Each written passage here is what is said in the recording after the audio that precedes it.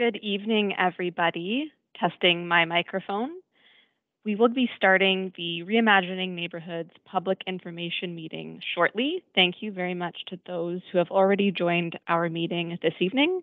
The time is currently 5:57, and we'll give a few more moments for folks to join our meeting when we will formally kick off around 6 o'clock or 6:01 p.m. Thank you very much.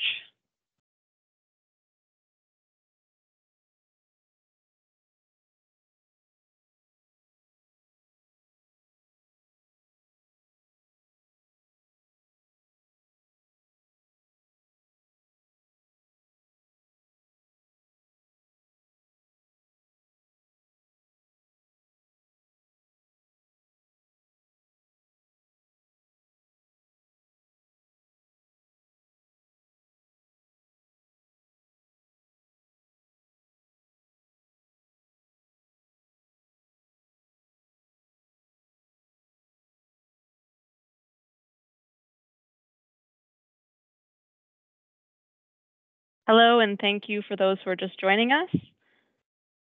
We will be getting started on our presentation around 6 o'clock p.m. Thanks for waiting patiently as we wait for the rest of our guests to join our meeting this evening.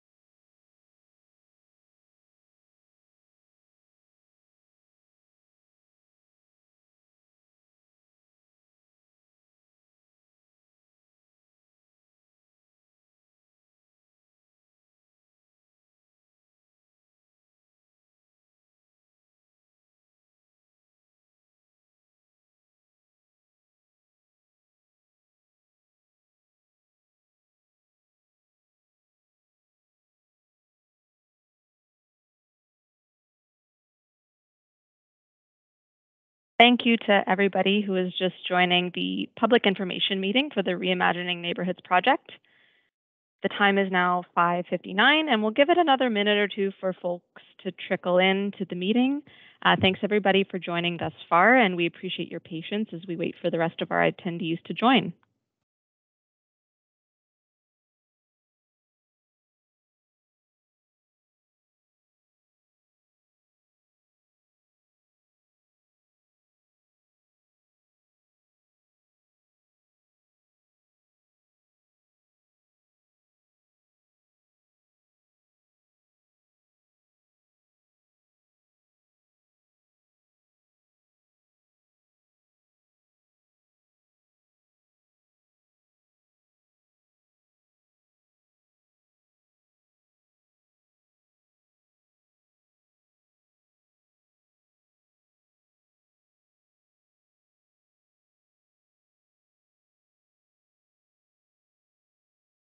Thank you, everybody who's joining us this evening. I see a few more people are trickling in to the lobby. The time is now 6 o'clock, and I see more people trickling in. We'll wait until 6:01 before we formally begin our presentation. Thanks, everybody, for joining the meeting this evening. Given that the time is now 6:01 and we want to be respectful of everybody's time this evening, this is a great time to formally kick off our presentation. I'd like to start by introducing myself. My name is Nadia Doheniak, and I am a planner with WSP Canada. It is my pleasure to be your facilitator for the second Reimagining Neighbourhoods public information meeting this evening. Our first meeting was held on Thursday, January 18th, 2024, and the recording of that meeting will be posted to the city's project webpage. Please note that this meeting is also being recorded and will also be made available. Thanks so much for those that are just joining. Before we dive in formally to the presentation, I want to thank everybody who's joining us for sharing your valuable time with us tonight. There will be opportunities throughout this evening's meeting for you to provide your input and submit questions to city staff. In the event that you would like to receive additional information about the Reimagining Neighborhoods project, website and contact information will be shared at various points throughout the meeting. And thank you to everybody who has just joined us over the last few moments. We're going to formally kick off our Reimagining Neighborhoods public information meeting this evening. We appreciate your time and your input.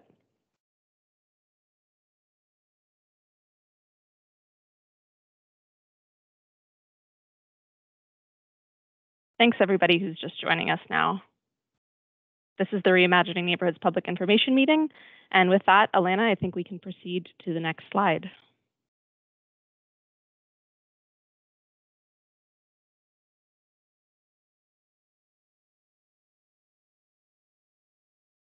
So the objective of this meeting is to share information and validate what was heard when the city completed community outreach last year on the Reimagining Neighborhoods Residential Zones project.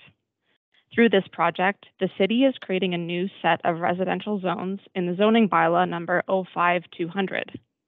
These new residential zones are being prepared citywide with the goal of supporting current and future communities with opportunities to build new housing options. The information that we share today will also include work that the city is undertaking to update their parking standards, so more on that later.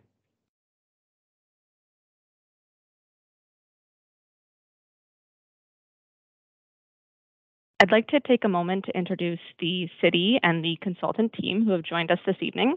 I've already introduced myself, but for those that may just be tuning in and joining our meeting this evening, my name is Nadia Doheniak and I'm a planner with WSP Canada, and I'm the facilitator for this evening's meeting.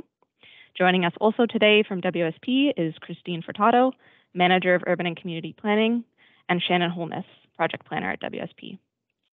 We also have the privilege of working alongside our colleagues at the City of Hamilton, Shannon Mackay, Manager of Zoning and Committee Adjustment, Alana Fulford, Senior Planner, Mallory Smith, Planner, and Brian Hollingworth, Director of Transportation, Planning and Parking. And we're also joined by other city staff members as well, who are sharing their time and expertise with us this evening. So thank you very much.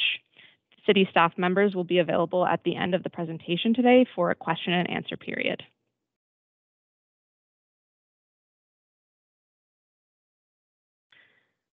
Okay, so our agenda for this evening includes a brief slide on housekeeping matters. Then we will move into a presentation by city staff about the Reimagining Neighborhoods project. And throughout this presentation, we've included an interactive polling element to hear from you, residents of the City of Hamilton, on the various topics that will be discussed this evening. We've also prepared for a question and answer period where you will be able to submit your questions to the city for consideration. Finally, we will close the meeting with a summary of next steps and closing remarks. Next slide, please.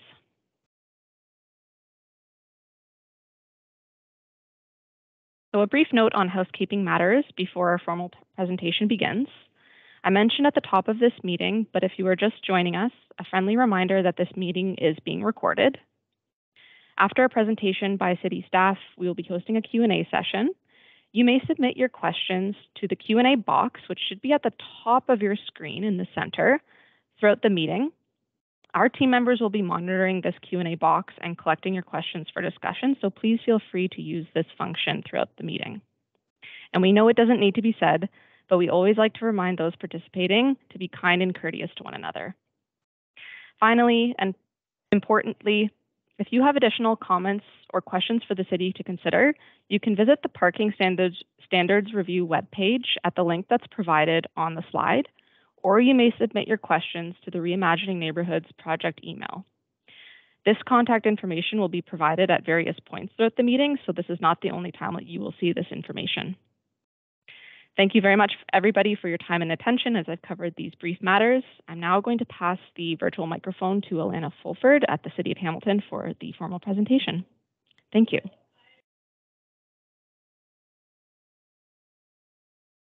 Thank you, Nadia. We're going to start the presentation off with the land acknowledgement and then get into the bulk of the presentation.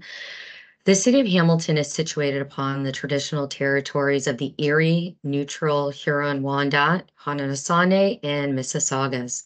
This land is covered by the Dish with One Spoon Wampum Belt Covenant, which was an agreement between the Haudenosaunee and Anishinaabeg to share and care for the resources around the Great Lakes. We further acknowledge that this land is covered by the Between the Lakes Purchase, 1792, between the Crown and the Mississaugas of the Credit First Nation. Today, the city of Hamilton is home to many Indigenous people from across Turtle Island, North America, and we recognize that we must do more to learn about the rich history of this land so that we can better understand our roles as residents, neighbors, partners, and caretakers.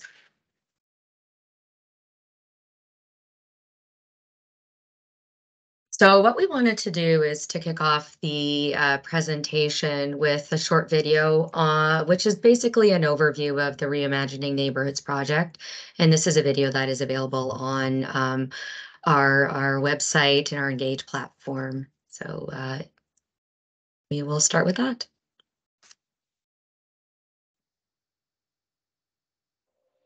We're reimagining neighborhoods across the city. Residents need more options for housing. The city's residential zones will support that responsibly. There are well over 50 residential zones in Hamilton, spread across the city. Residential zones in Stony Creek, Dundas, and so on, governed by 6 separate zoning bylaw documents. We're creating one set of residential zones that will be applied consistently across all of the neighborhoods in the city. While no two neighborhoods are alike, they do share at least one common trait. They're mainly made up of single-family homes. The city's residential zones project is built on the knowledge that residents need more housing options. We want to make sure that young families can move to Hamilton, and mature families can put down roots and grow older in Hamilton, all with the confidence that they have a choice when it comes to their housing. You might see a small home built in a backyard, a larger home converted into more units, street townhouses, new triplexes and fourplexes on your street.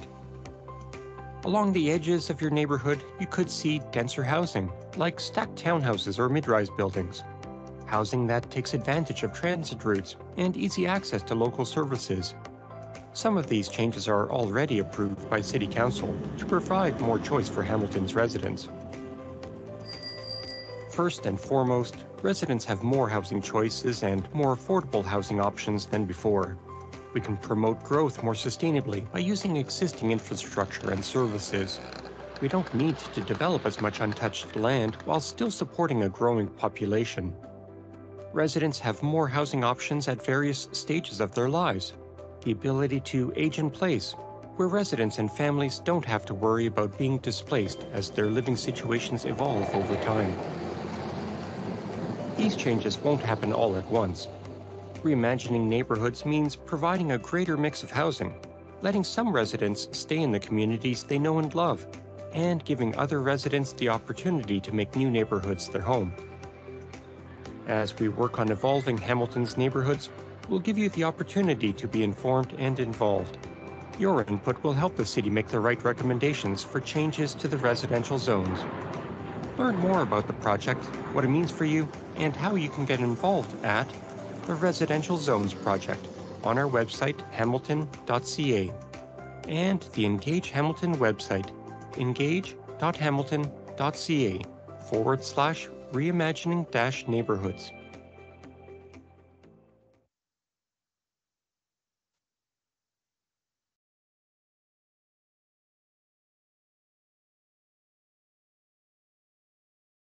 Thank you. That's great. So we are going to start with the formal part of the presentation.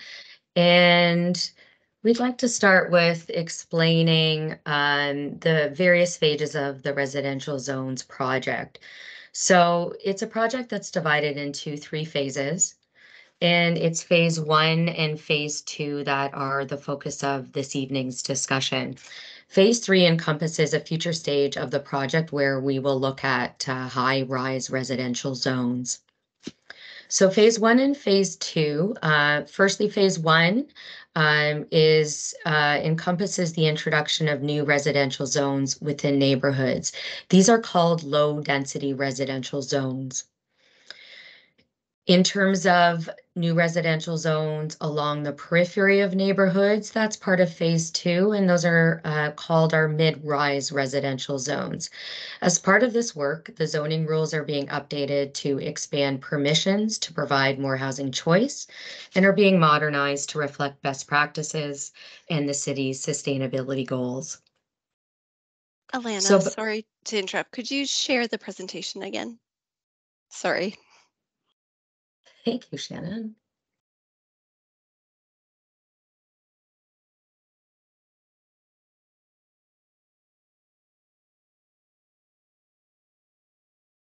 So back to the slide that provided the 2 key objectives to this project, focusing on the first one, and that's creating a new set of residential zones in zoning bylaw 05200. That is the city's comprehensive zoning bylaw that applies to all of the lands within the city. And the intent here is that all residentially zoned properties citywide in the urban area will be subject to a consistent set of zone standards. So the rural lands have been dealt with already. They already have their own set of zone standards that apply within this bylaw. So in terms of what that means, it means going from our current situation where there are 6 zoning bylaws within each former community. What that means is over 40 low-density residential zones and over 15 medium-density residential zones. Taking that and reducing that to 3 low-density residential zones and 2 mid-rise residential zones within one zoning bylaw. In terms of the low-density residential zones, there are 3 zones: the R1 low-density residential zone, the small lot R1A zone, and the large lot R2 zone. So the R1 zone, that reflects sort of the predominant or most common lot size found across the city. And then we've got a smaller lot zone reflecting smaller lot fabric that's found across the city, and then the larger lot zone reflecting larger lot fabric and where that occurs throughout the city. In terms of the mid-rise residential zones, there are 2. There's the small lot R3A zone and the R3 zone, and we'll get into the detail of those zones a little later in the presentation. So it's important to note that for the low-density residential, the city has already applied 2 of those low-density residential zones, the R1 and the R1A, and that's to within the former city of Hamilton properties within it. So these zones are in place today. The next step is to apply these zones to the rest of the city, the former communities, and to introduce that third and final zone within the low density set of 3, and that's the R2 zone. In terms of the second key objective of this project, it's about expanding the types of housing permitted in residential zones to provide greater housing options within and along the periphery of neighborhoods. So about updating the zoning rules and updating the zoning permissions. Some of this work has already occurred and is in place today, and I'll get into that in a bit more detail shortly. But before doing that, it's important to mention the role of the official plan and the direction that it provides for the work that we're doing today. Cities periodically review and update their official plan document, which reflects the long-term land use vision for existing and future communities. The policies of the official plan are implemented through zoning, which establishes the land use permissions for each property within the city.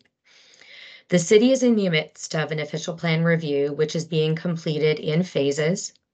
Phase 1 of that work it was the municipal comprehensive review, and that work is now complete. It involved updates to reflect provincial plans and policies.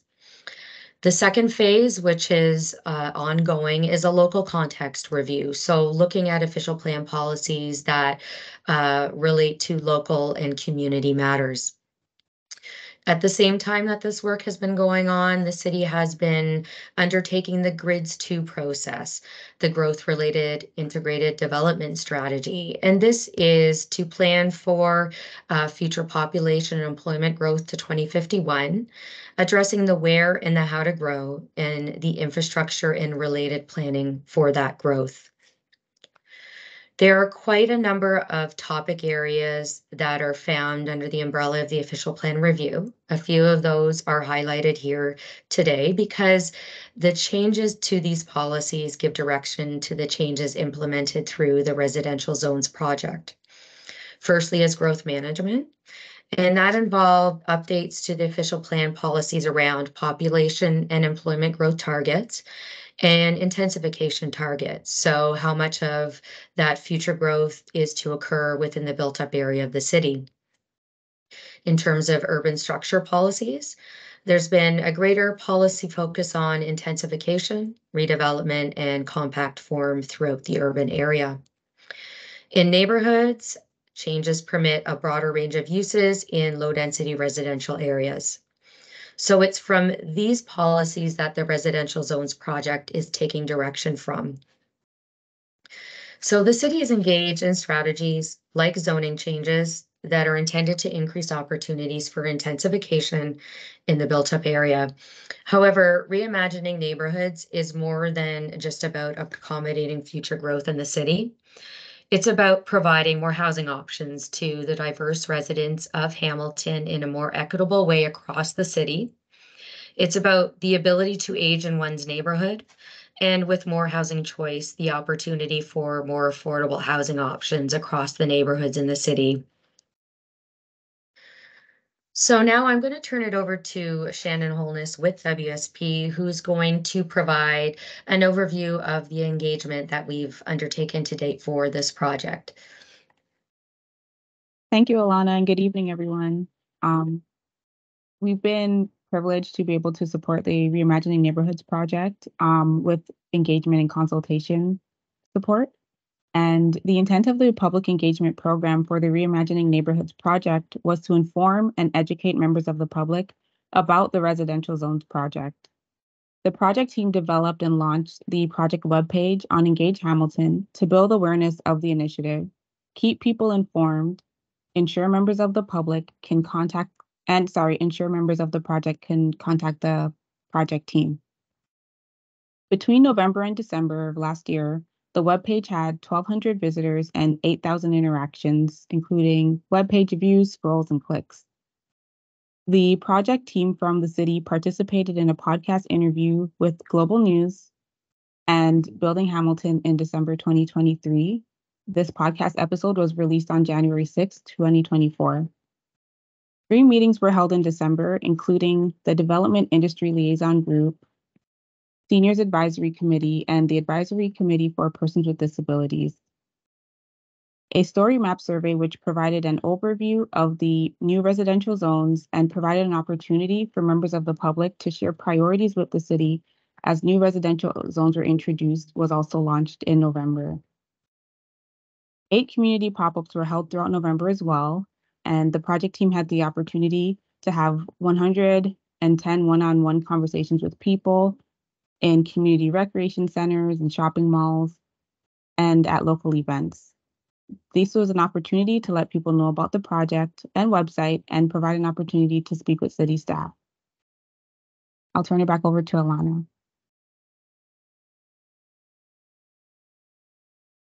Thank you, Shannon. So now we're going to get into the low density residential zones and what those changes look like. So the neighborhoods make up a significant portion of the lands in the city of Hamilton, and it's helpful to see this when discussing these changes. So the area in yellow on this map represents neighborhoods across the city that have low density residential zoning. This represents approximately 40% of all urban lands within the city. Typically, these areas have been subject to zoning, which has limited the types of residential uses that are permitted, very often to single-family homes. Since May 2021, incremental changes have been made to increase housing options in neighborhoods across the city. So what has been occurring up to today is expanding the uses permitted in low-density residential zones. So these are uses that are permitted today in all of the residential zoning across the urban area of the city. And those uses include singles and duplex dwellings, semi-detached dwellings, and street townhouses. What's also been permitted is existing dwellings being able to convert to contain up to 3 additional dwelling units. And then finally, detached additional dwelling unit permission. So the ability to build a small home, typically in a backyard. This permission is in place on most residential properties in the urban area. So in terms of what's in place today, for most low-density residential properties, so neighborhood properties, they are permitted to contain up to 4 dwelling units. In terms of what that could look like, the top 2 figures show examples of a dwelling that's been converted to contain additional dwelling units. We have example here of one with 3 and one with 4. In terms of the detached additional dwelling unit permission, there are example illustrations on the bottom of the slide which show what the configuration could look like on a lot.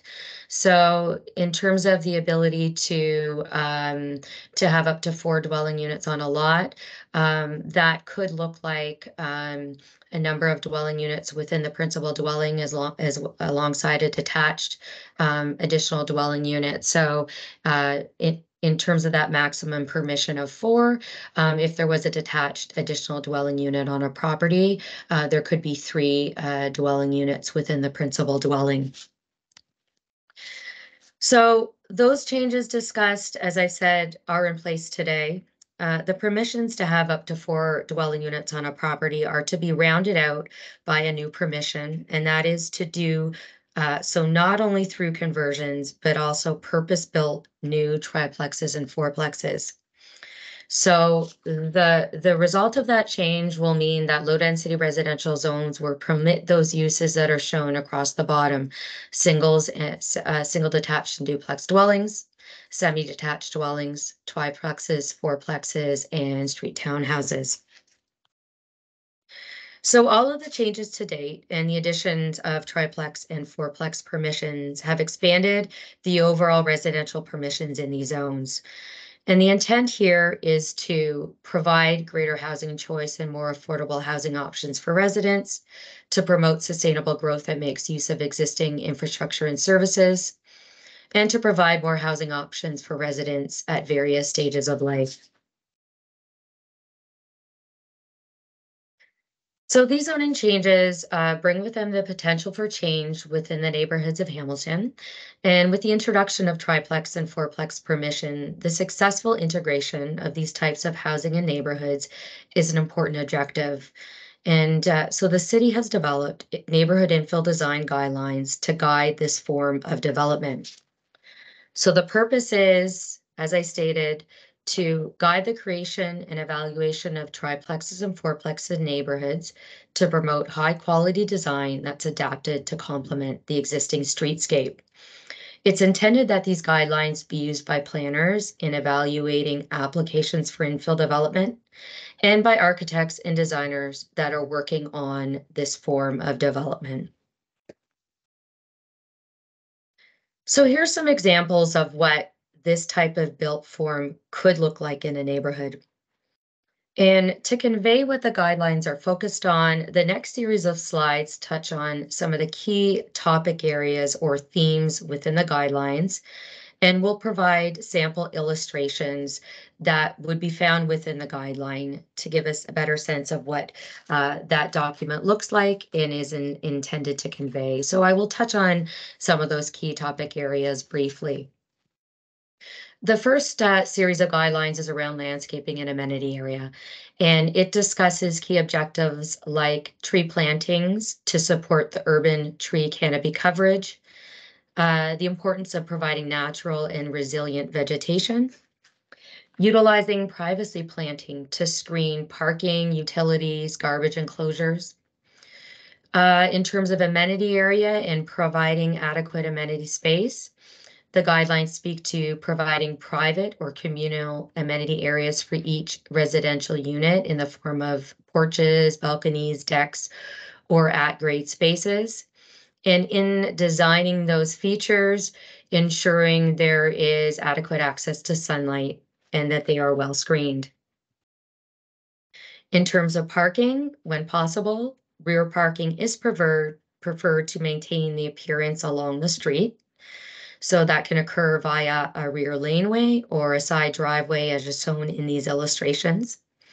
Permeable pavers are preferred, and that is to help reduce water runoff from a property and to promote the greening of a property. And where possible, screening of surface parking is also promoted through the guidelines.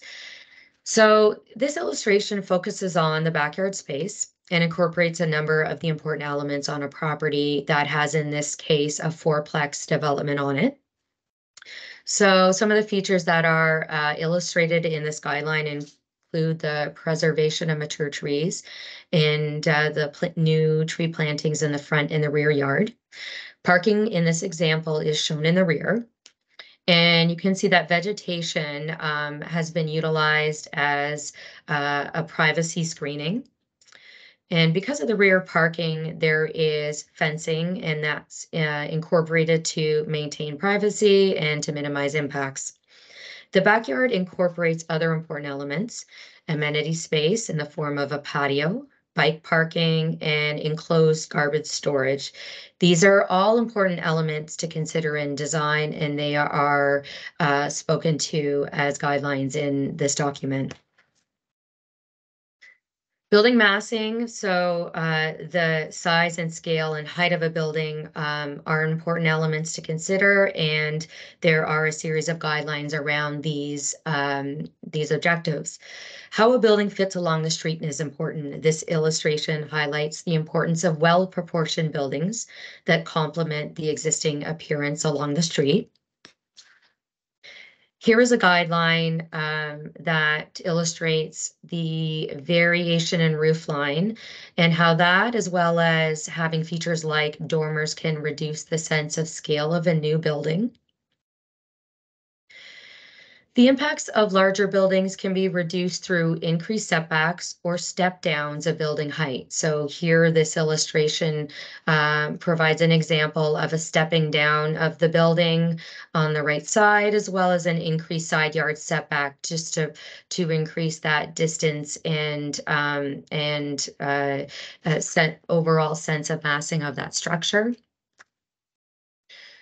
There are also guidelines around setbacks. So how a new infill development follows the established pattern in the neighborhood. In this case, along the front and the setback established there, and along the side and those setbacks.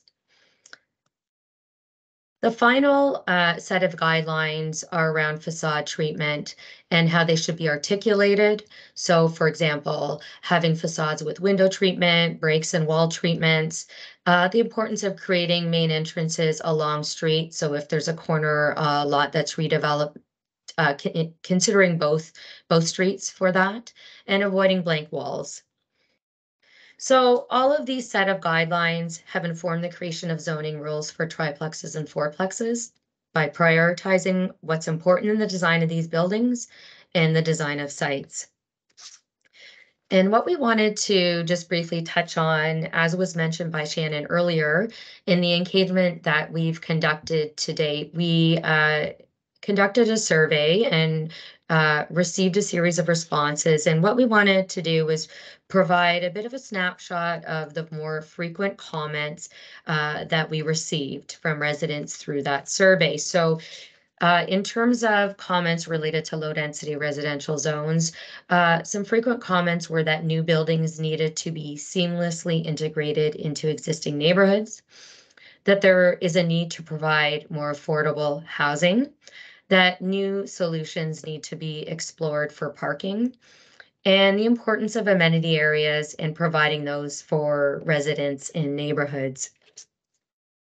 So these surveys responses are important to both validate that the guidelines and the zoning rules are addressing some of the key elements that residents are identifying as important to them. So for example, the compatible integration of new development, amenity space for residents of these new buildings. They also highlight issues and concerns that staff can take in to inform the evaluation of and updates to zoning rules and guidelines. So what we're going to do now is take an opportunity to poll members and participants of the meeting tonight to get a sense of what your priorities are as it relates to what we're discussing right now.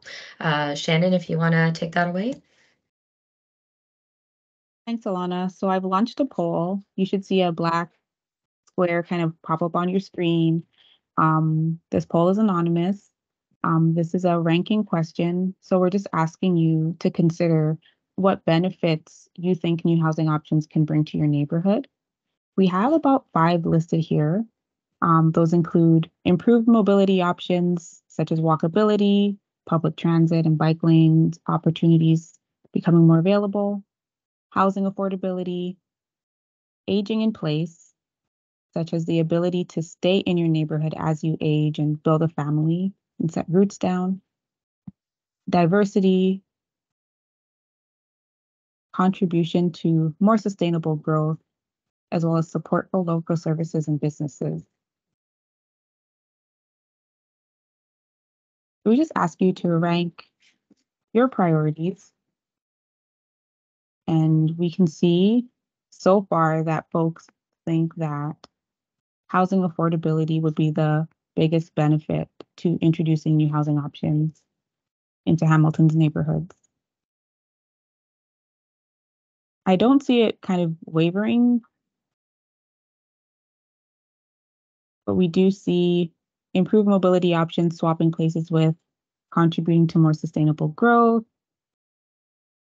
Those ones are kind of getting neck and neck there. Aging in place is ranking a little bit low, as well as diversity.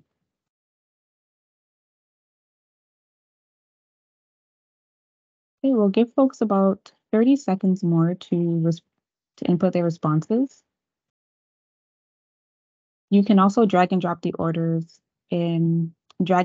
items in order of your priorities if you'd like. But I still see that housing affordability is a top priority or a top benefit of introducing new housing options. Okay, and we'll close the poll in a few more seconds. Thank you, everybody, for your responses.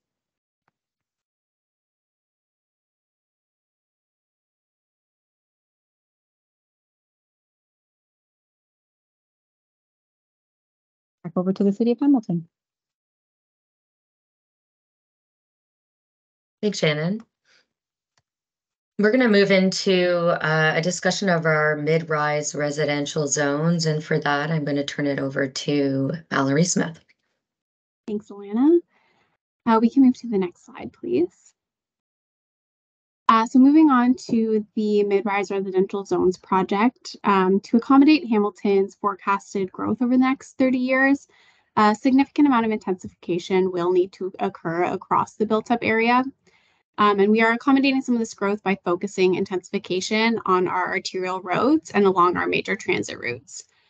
So one way we are doing this is by creating new mid-rise residential zones that will mainly be applied on arterial roads.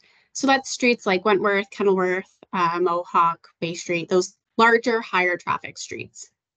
And these changes are intended to provide more flexibility for residents by providing increased housing choice, allowing a broader range of housing types throughout Hamilton, typically on the periphery of neighborhoods, and provides for a transition between low-density residential neighborhoods and other zones. So intensification in the urban areas allows for us to accommodate the growth that is coming in a way that's equitable across the city and makes use of our existing services and transit lines. This allows people options for different types of units, if that's someone looking to downsize or someone looking to move out on their own, or maybe someone who just can't afford a single family home. And this creates homes in areas where grocery stores, pharmacies, and transit routes already exist. Next slide. The mid-rise residential zones allow for a housing type often referred to as the missing middle. So this can include built form types such as stacked townhouses, back-to-back block townhouses, multiple dwellings, so think apartment or condo buildings, anything more than 5 units. The two draft zones we are introducing to you today are the mid-rise residential R3 zone and the mid-rise residential R3A zone. So the R3 zone is intended for larger lots in prime locations and is proposed to have a maximum height of 44 meters, which is about 12 stories, and will also permit local commercial uses on the ground floor. So this zone would be mainly applied on those major corridors, on large lots, at intersections, and where up to 12 stories is already permitted. The R3A zone is intended for smaller lots, potentially closer to low density residential, potentially as a transition buffer, and is proposed to have a maximum height of 22 meters, which translates to about 6 stories. So this would be applied also mainly on arterial roads. And here we would expect uses like stacked townhouses, smaller apartment buildings, and buildings up to about 6 stories. So permitted uses include multiple dwellings and other residential types of uses, such as retirement homes and residential care facilities, but also includes local commercial uses, such as personal services, social services establishments, day nurseries, retail. These commercial type uses are only permitted within a multiple dwelling on the ground floor in order to enhance the street and provide services nearby for the people living here, but also to ensure that these lands are used for creating more homes. Next slide. So what might these buildings look like? Here are some examples of what a multiple dwelling can look like. So on the denser side, it could be an apartment building with as few as 5 units, or depending on the zone, the lot size, if the lot has enough room to accommodate the required setbacks from lot lines, the required landscaped area, parking area, amenity area, that can go up to 22 to 44 meters, again, depending on the location and zone. We also might see different types of townhouses. So these zones allow for stacked towns as well as back-to-backs, both of which are shown in the top right picture here. And then some apartment and condo buildings might also have local commercial uses on the ground floor, and they will be subject to new green building standards that the city is currently working on to ensure that these new buildings are meeting our environmental and sustainability goals. Next slide. So here's a map showing those arterial roads I spoke to earlier. So the red lines on this map identify the major and minor arterial roads in the city, and this map is available online. So you can see kind of a grid pattern here dispersed across the city, with the exception of roads on the BLAST high order transit network, which I will touch on in just a minute. Next slide. So as mentioned, the last few months, we've been out in the community doing public consultation and have had a survey on the Engage Hamilton website. And this slide summarizes the most common comments that were received in relation to these zones. So parkland, the urban tree canopy, and the Niagara Escarpment are important features that contribute to the city's character and environmental health. These features need to be protected and should not be compromised as a result of density. We heard that new buildings should be subject to environmentally friendly design criteria and things like bird-friendly design, protection for existing trees, and green building standards were mentioned. There was also concern that existing community amenities and facilities, such as schools, libraries, and parks, may not be keeping pace with the growing population, and that there is a need to build amenities and facilities as housing is developed. It was noted that new development should be connected to an improved transit and safe active transportation networks. It was noted that planning policy should encourage a mix of uses in neighborhoods, such as libraries and grocery stores and other businesses and institutions that serve residents' everyday needs and community cohesion.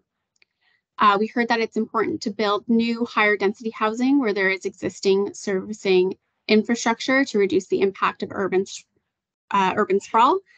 And we heard that people are concerned that greater densities may lead to increased traffic and potentially increased crime. So this feedback has been helpful in drafting the regulations for the mid-rise residential zones, and the feedback received today will also be considered when finalizing the next steps.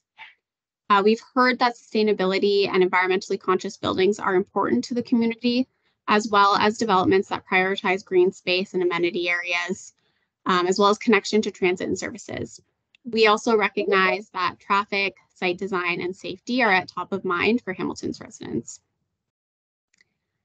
So I will turn it over to WSP to facilitate the next polling question. Thank you. So I hope folks can see the box appear on their screen with a poll. If you are not able to, if you do not see the poll, then I'm going to be also narrating the responses. And if any of them, I guess, are things that you support, because we're asking about your priorities this time around, please write those in the Q&A. We'll be capturing those as a part of the responses from this evening's meeting. I'll begin asking the question now, and I'll let you know when I'm sharing the options. The question is, reflect on your community, your future community and neighborhood. What are your priorities with the types of housing just described for the edges of a neighborhood? Please select all that apply. So you can choose as many, and you can record as many as you feel are appropriate and reflect a priority for you. First one being the design of buildings. Second, the buildings are designed to a green building standard. Third, how the buildings fit with nearby uses. Fourth, increasing access to commercial uses on the periphery of neighborhoods. This would include medical clinics, day nurseries, or coffee shops. Fifth, the height of buildings. Sixth, the ability to provide enough parking on site. Seventh, limiting traffic impact on the neighborhood. Eighth, access to green space such as parks, trails, or on-site amenity areas. And I can't believe I lost count, but we're on the last one. The availability of local services and community facilities such as schools, recreation centers, and libraries. I see that we only have 11 responses, so I hope that some folks are able to type in their responses in the Q&A, and I'll reread it one more time, just so folks have that opportunity. So again, the question is, what are your priorities? We have a list. We'd just like for you to share all that apply, or let us know all that apply. So we'll start again. The design of buildings is the first. The buildings are designed to a green standard is the second option. The third option is how the buildings fit with nearby uses. The fourth option is increasing access to commercial use on the periphery of neighborhoods, medical clinics, day nurseries, and coffee shops. The next one is height of buildings, followed by the ability to provide enough parking on site, limiting the traffic impact on the neighborhood, access to green space such as parks, trails, or on-site amenity areas, and then finally, the availability of local services and community facilities such as schools, recreation centers, and libraries. I'll give folks a few more seconds to respond, and then we will close the poll. Thank you, everybody. for your responses. And it looks like a lot of people would love to see access to commercial uses on the periphery of neighborhoods. That's one of the top priorities that's been identified, followed by access to green spaces, and then how the buildings fit within nearby uses, as well as the availability of local services. So those ones are coming in at over 10% of the responses we are getting today. And yeah, thanks everyone for your participation. I'm going to close the poll now.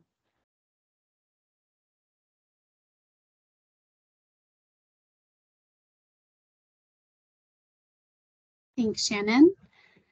So moving on to the expansion of the transit-oriented corridor zones. So when I had that map up with the red line showing the arterials, and I mentioned the BLAST network, we have the BLAST network map here. So further supporting directing intensification along the arterials and high-order transit routes is the expansion of the transit-oriented corridor zoning along the BLAST network. So the expansion of the talk zones allows for a pedestrian-focused mixed-use built form, which is supportive of complete communities that support transit and provide opportunities to live, work, and play for the residents of Hamilton.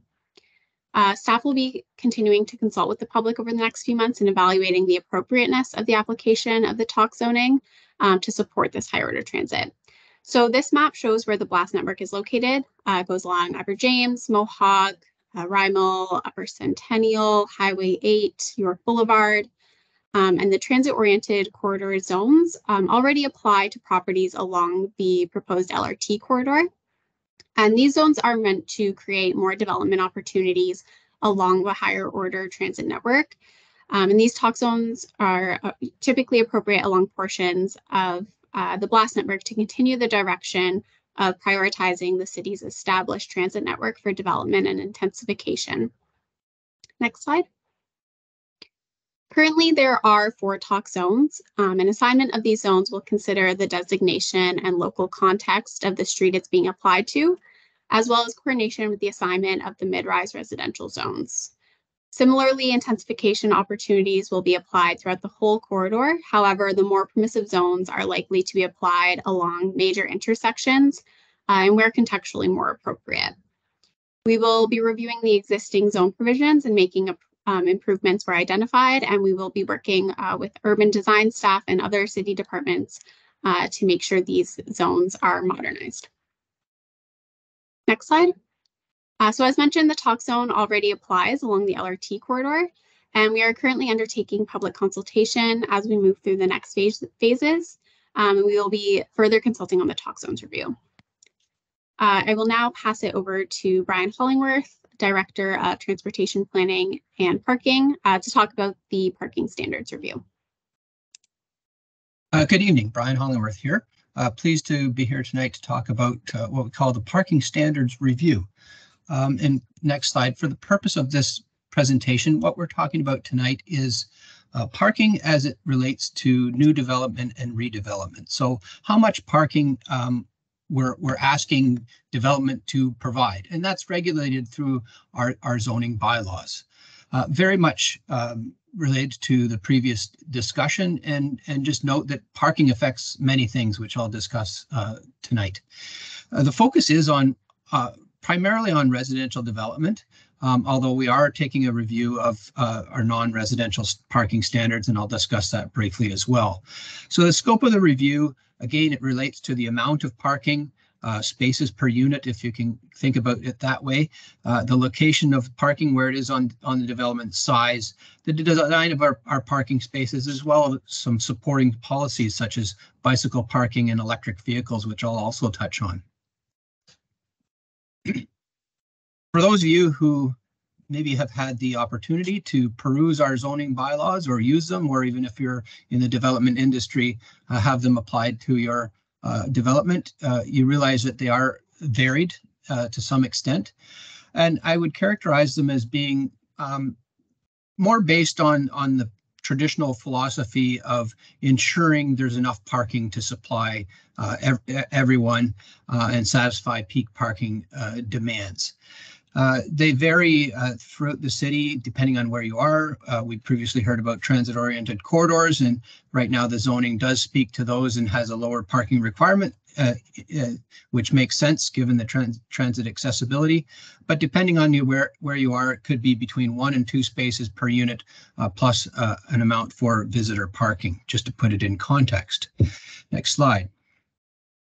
So this is an opportunity to basically take a fresh look at our zoning and our parking requirements, and look at some of the more contemporary type issues that we're facing as a community. Some of those include housing affordability and the cost of living, and it's very, very there's a very strong relationship between how much parking is provided in a development and how those costs are passed on to the end user. We also need to consider that our city is growing upward and becoming more compact, and parking and the amount of parking that's provided helps us do that. There's lots of links to environmental impacts. Some of the things that I'm getting interested in these days is things like embodied carbon and how much concrete contributes to our greenhouse gas emissions. But there's other obvious ones, including just the fact that vehicles produce emissions, and accommodating unlimited parking has an impact on that. There's lots of links to sustainable transportation and active transportation and the impact of parking on our modal choices. And last but not least, and I really want to stress that this is a very important part of the review, is the impacts on existing neighborhoods. And one of the roles I have in the city is to look after the municipal parking system, on-street and off-street parking. And so I get the complaints when there's not enough parking. When there's not enough parking for residents, not enough parking for visitors, not in the right area. So we need to figure out what the right balance is moving forward. Next slide. So the key directions that we're looking at, and this is a pretty high level summary, but we are looking at a geographical based approach for specifying parking standards, and that reflects the fact that Hamilton is a large city, has a lot of newer and older communities, and frankly, downtown is different than Binbrook, and it's different than Concession Street.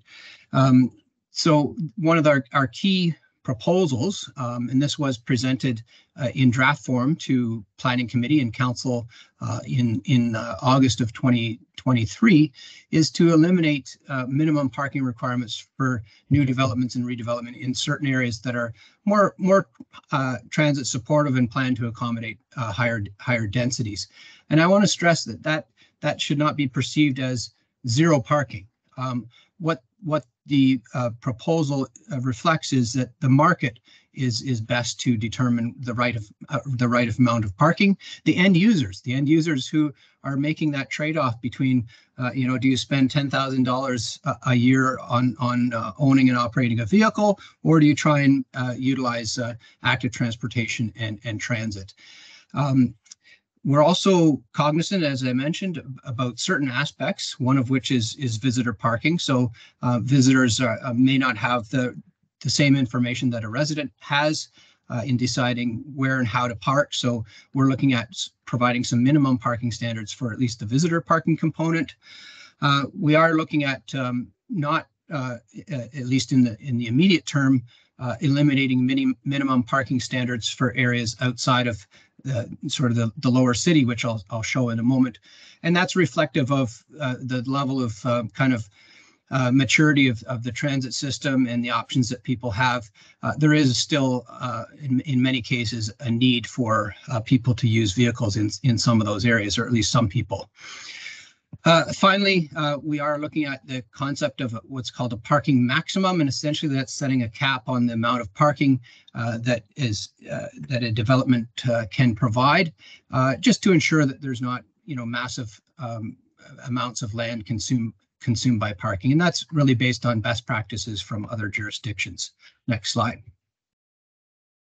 So I mentioned that we are looking at a geographical based approach, and we're looking at 4 different areas, and each of those would have different different requirements for parking. The blue area, or I'll characterize it very generally as the lower city, so kind of from McMaster to Eastgate and north of the escarpment. That's the area where the LRT corridor will be, as well as the A-line corridor or the Upper James corridor. That area is where we're proposing to eliminate minimum parking standards. So let the market decide and provide the right amount of parking, reflecting the modal options that are available to folks. In the sort of the pink area or the inner suburbs, that's where we would be looking at a modest, a lower parking minimum. And then in the outer areas, gravitating towards more of in line with the existing parking requirements. And I'll just show an example in the next slide of how that will play out. In terms of residential development, and for this case, we're looking at kind of a 100-unit building. Presently, as mentioned, if you're in a transit oriented corridor or the downtown, there's a bit of a lower standard at currently 0.7 spaces per unit, so not quite 1 space per unit, reflective of the modes that are available. And in the rest of the city, as mentioned, 1 to 2 spaces per unit, depending on where you are. The proposal, just to lay it out by example, in Zone A, or that blue zone that I showed, would have 0 spaces per unit, and I should convey that as no parking requirement, so that it might have up to the 1 space maximum, depending on kind of the local conditions. 0.5 spaces per unit minimum in Zone B, 0.85 spaces in Zone C, and 1 space per unit in the other areas of the city, the more rural areas. Then this is just the draft proposal that we're considering, hoping for feedback on all aspects of it. Next slide. In terms of the non-residential standards, we're not looking at a total revamp, but we are looking at building them again around a geographical approach, looking at tweaking standards to make sure we're not oversupplying parking for different uses, and looking at other jurisdictions to look at what kind of the best practices for non-residential development. We are looking at lowering the requirements based on comparison to current standards. Again, reflective of all the considerations that I talked about previously. Next slide. Some supporting policies that we're also feel that are appropriate to bring along with the major changes to the parking standards. Accessible parking, we're looking at a review of that, and we need to decouple accessible parking with regular vehicle parking, because if, for example, there's a much lower amount of regular vehicle parking, right now it's accessible parking is tied to regular parking spaces as a percentage, and we're simply looking at specifying it on a more direct basis, number of accessible parking spaces per unit, just to make sure the right amount is provided. In terms of electric vehicle, many of you may have read in the news, government's trends towards more electric vehicles and requiring electric vehicles in the future. So as a city, we want to make sure we're falling in line with that and the trends that are happening. So we're looking at specifying that parking spaces would be what we call EV ready. So available to accept a charger. That means providing appropriate power supply and wiring and being pre-built to accommodate EVs. And what we're looking at is 100% for new residential development and about 25% of the spaces for non-residential development. Finally, another very important supporting policy is reviewing our bicycle parking standards to make sure they're in line with our aspirations for active transportation and best practices, and the goal to promote more sustainable transportation. And we will be looking at both short-term parking and long-term parking. So that concludes my presentation. Hopefully it gives you a snapshot of what we're looking at and what we're proposing. We anticipate taking this forward to Planning Committee and Council in this quarter, recognizing the priority for it. And just lastly, I would note that we are still looking for feedback through this meeting, as well as through our parking standards survey, which you can find on the website, or just Google Hamilton Parking Standards Review, and that will be open till January 26. Thank you very much. Thank you very much to Brian, Mallory, and Alana for the very informative presentation that covered important topics related to the Reimagining Neighborhoods Residential Zone project and, of course, the Parking Standards Review. I appreciate everybody's input, and thanks everybody for listening to the presentation and providing your very valuable feedback. We acknowledge that some technical issues may have been experienced with the poll, but there will be an opportunity to provide additional comments and opinions and thoughts on these questions following the meeting. I may at this moment ask Alana Fulford to put our slide with contact information, including the city's email address and the 2 project web pages, which you can visit during and following the meeting. We also have a comment deadline identified on this slide as well, where the city is asking to have comments received and inputted by Friday, January 26th. So if I can kindly ask Alana to just put that on the screen, and we can perhaps facilitate our question and answer session while folks can view that slide as well. So to participate in the Q&A session, you can click the Q&A button at the top of your screen, and you could submit your questions to the city via that function. We've already received quite a few comments and questions from participants, so thank you to everybody who has been listening intently and providing your comments thus far. We can kick off the question and answer session now, and the first question that I'd like to identify, just because this is a housekeeping matter, is will this meeting be recorded and shared with attendees? And just a reminder to everybody that yes, this meeting is being recorded. An announcement was made at the start of our presentation, about 15 minutes into the meeting when the presentation covered housekeeping items. So this recording will be available on the city's Engage page, and website information is shared on the screen. Thank you very much, Alana, and we will keep that information up for you throughout the Q&A session.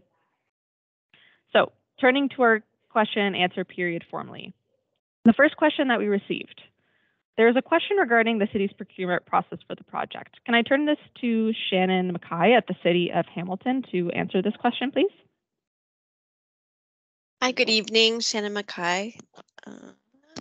I'm the manager of Zoning and Committee of Adjustment.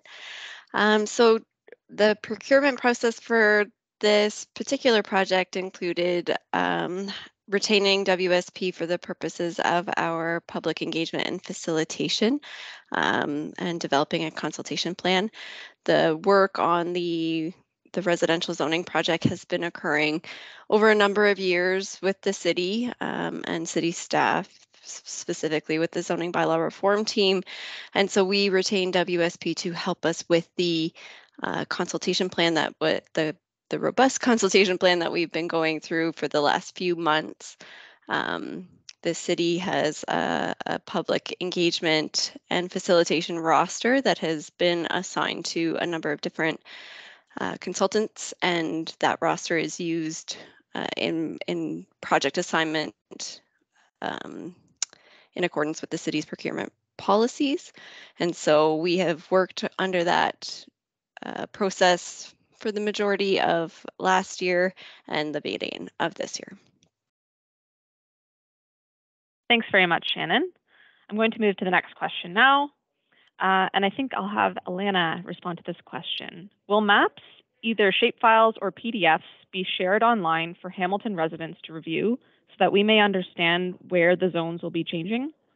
Alana? Thanks, Nadia. Yes, it is our intention to provide mapping, and that will be made available on the Engage Hamilton website for the project. We expect to be able to provide mapping at the beginning of February. And once you've had residents have had an opportunity to review that mapping, if there's any further questions, then we would direct that to our project email, and you can get answers from the project team on specifics related to your property. Excellent. Thanks, Lana, and thank you for that question. A similar and related question that we've received is there a mapping table that applies the old zones under the 6 bylaws to the new zones under the new single bylaw? Or is each zone or property being assessed and assigned to a zone on a more detailed basis? Alana, are you able to answer this question? Sure, thanks, Nadia. We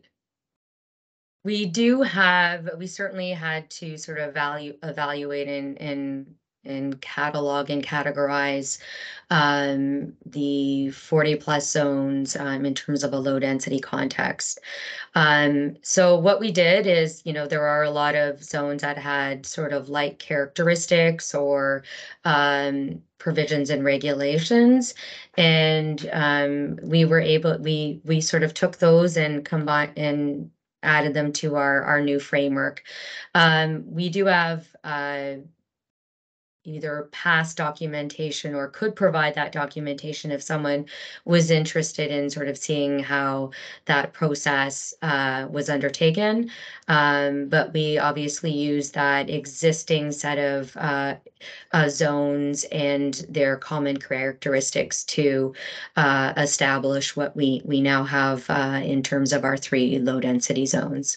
So if you wanted to follow up with some more specific information on that, you could certainly do that through our project email. Thank you again, Alana. I appreciate the question from the public and your response, Alana. The next question that we've received: are conversions subject to the same permit requirements, especially around water, electrical, HVAC, and other examples, as the rules for triplexes and fourplexes? Alana, are you able to answer this question? So they're all of those, whether it's a conversion or a purpose-built triplex and fourplex, have to go through the building permit process. There are different standards in terms of specific types of residential dwellings, but I'm not the expert on those specific standards in terms of getting into that level of detail. That's certainly something that we could get information from our building department colleagues. But I don't know if Shannon, if you had anything more specific on that. Otherwise, we can certainly circle back after we've spoken with those colleagues. No, I agree. The Ontario Building Code would provide those specific regulations. And at this time, we don't have that kind of detail, but our partners in the building division certainly can help us out if there are more specific questions related to that. Thank you, Shannon, and thank you, Alana. And just to acknowledge, if anybody is wondering how to submit a question through the Q&A function, I did see a hand raised. You're welcome to submit a question to the Q&A by clicking the Q&A box at the top of your screen. And if you're having technical difficulties, please submit a comment there as well, and we're happy to assist you. Okay, the next question that we've received is: are community gardens part of these neighborhood plans? Currently, there is over a 2 to 3 year wait list to join community gardens. These dwellings reduce the already limiting green space many of these lots currently have. Shannon, can I turn this question to you, please?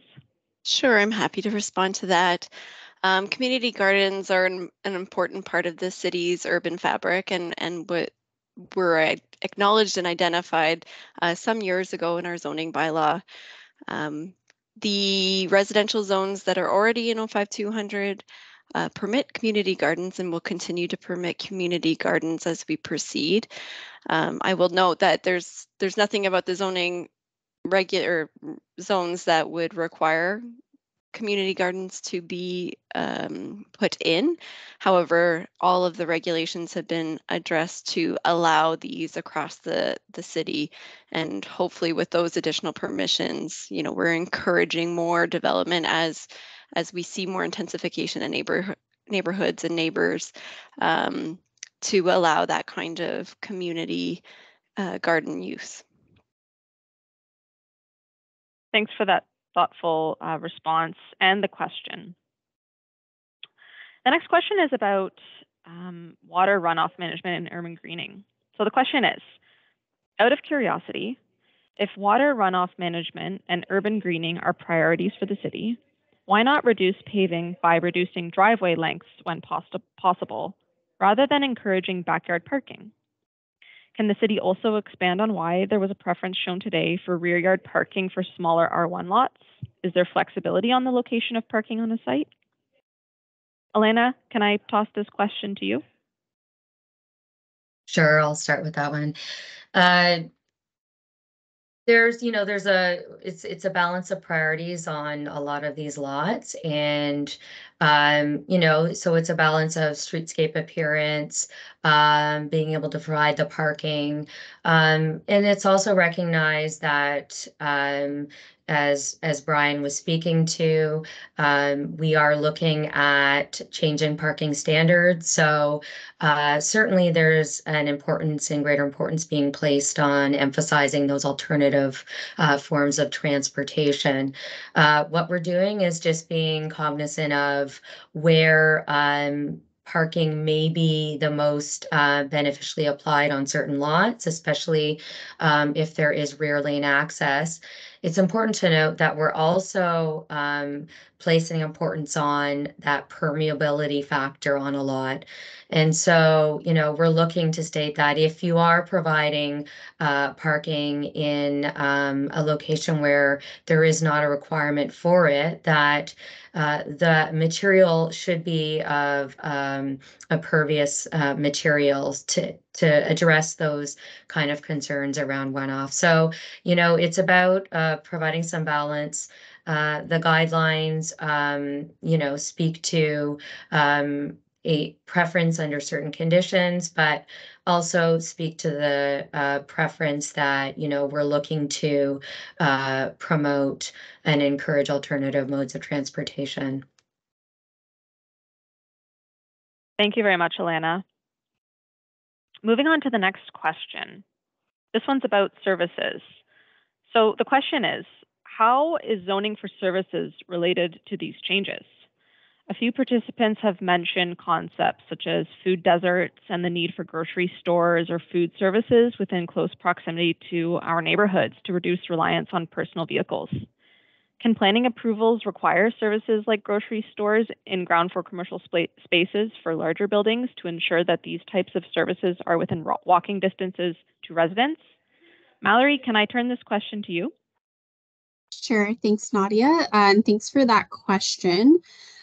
So through the mid-rise residential zones, we are permitting local commercial uses, and zoning can provide the permissions to accommodate that type of like food shop, but we cannot require it. So we've also expanded the mixed use zones and the commercial zones, which would provide opportunities for grocery stores and food shops, as well as permitting it in our mid-rise residential zones, but we cannot require it. So we are hoping that by removing the barriers to that, that there will be more uptake on that.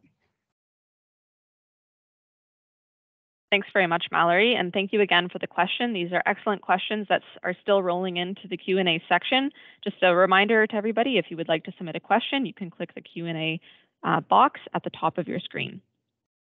Okay, moving on to the next question, and this one's related to transportation. So Brian, I may tap you on the shoulder for this one. The question is, does transportation planning currently take into consideration the proximity of a building to public transit when determining the appropriate amount of parking spaces for development? Brian, can you answer this question? Yeah, thanks. That's good question. As a starting point, currently we use our existing zoning. So that dictates how much parking is required and where variances might be appropriate. I did speak a little bit to, right now we have in the current zoning bylaws provisions for transit-oriented corridors, and they're largely around the LRT line. And moving forward, we're looking at expanding that. So the concept of eliminating parking minimums is entirely predicated on the notion that those areas where we're proposing that are transit supportive and have high levels of transit, as well as other modes. I hope that answers the question. Thank you, Brian. Appreciate that. Moving on to our next question. We're covering a lot of grounds this evening. This is excellent. So the next question starts with a comment. So we're talking a lot about housing, but we also need infrastructure for schools. There were comparisons in the Q&A to other cities such as Milton or Brampton that result in long distance travels to schools. What are the plans, if any, what are the plans or conversations about schools? And Shannon, I may turn this question to you. It's a great question and something that we have to grapple with in terms of planning all of the time. The school boards are participants in our processes and how we develop our policies and our goals for growth across the city. However, they operate independent of the city. So we use the growth and infrastructure planning to guide what we're doing here tonight in terms of zoning and permissions on site. And so those infrastructure decisions for schools, also with services across the city, are based on those kind of higher objectives of the official plan policies and our growth strategies. And with a no urban growth expansion growth strategy indicated by council, we're highly focused on allowing for intensification opportunities within our neighborhoods and our existing neighborhoods, as opposed to new greenfield expansions. It does pose some difficulties in terms of those services and how they either come in when they're necessary or they stay. But we do work with our partners at the school board to try and determine how these changes in our intensification targets impact their services, and we will continue to do so as these changes come online. Thanks for speaking to the integration between those important elements of our infrastructure and the building blocks of complete communities, Shannon. Okay, moving on to our next question. This next question is related to parking and greenhouse gas emissions. So this is something that one of our participants this evening has referred to as embodied emissions. I'll read the question out, but then perhaps Brian can elaborate on the parking strategy and other city work related to emissions. So the question is, novel studies in Toronto have indicated that reducing below-grade parking and parking levels reduces the embodied emissions of a project on a per square meter basis, because concrete is currently the highest driver of embodied emissions in buildings. By this logic, the less parking that is required for mid and high-rise developments, the lower the embodied emissions of the project. Is this something that the city and its consultant is taking into consideration when addressing parking minimums? Brian, can you answer this question by discussing some of the city's work on the parking strategy? Yeah, it was factored in, and in my presentation when I mentioned the key considerations, we did mention greenhouse gas emissions and embodied energy.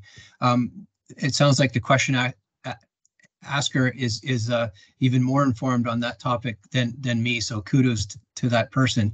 But yeah, it's one of many things, and it's not just the carbon that's produced by the concrete that contains the parking spaces, but even when we think of adapting existing buildings, if we're tearing down buildings to create parking, that also has links to climate change and emissions, and of course the end users and their behavior in terms of modal choice certainly impacts our climate contribution and greenhouse gas contributions as well.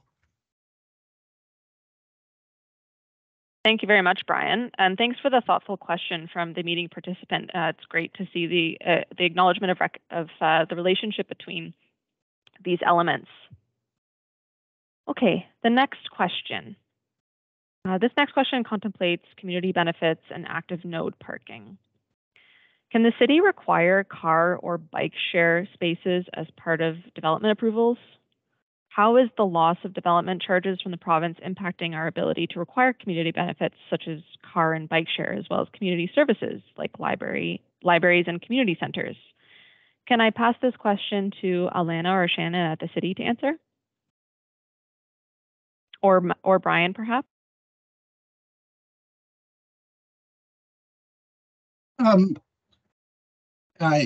We do, in many cases, request things like bike share parking. And of course, we have bicycle parking, simple bicycle parking as part of the zoning bylaws. But we use it as a tool to sort of negotiate with development. If they want a relaxed parking requirement, then we layer on increased requirements. In other words, we call it the transportation demand management measures. So similarly, they are submitting a transportation impact study. In many cases, we require them to submit a transportation demand management study, which outlines some of those things, everything from car share spaces to transit passes for the first few months for end users, anything that we think we could leverage to influence people's mode choices. Thank you, Brian. Hopefully that answers the question. And just a kind reminder to everybody that you're welcome to submit any additional comments or questions to the email on the screen at the moment, which is reszoning@hamilton.ca, or visit the project web pages and the Parking Standards Review Survey to provide more information and to ask additional questions. Okay, moving on to our next question. The first part of this question is, has a demographic study been conducted? The average age and economic diversity of Hamilton is not that of Toronto. Perhaps I can turn that to Shannon or Alana for response.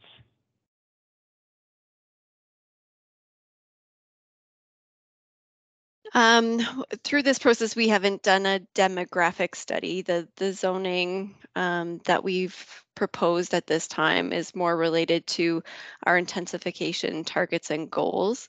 And we've tried to develop regulations and built form standards that align with our existing context within Hamilton, as well as planning for the future in terms of new development elsewhere outside of our existing neighborhoods.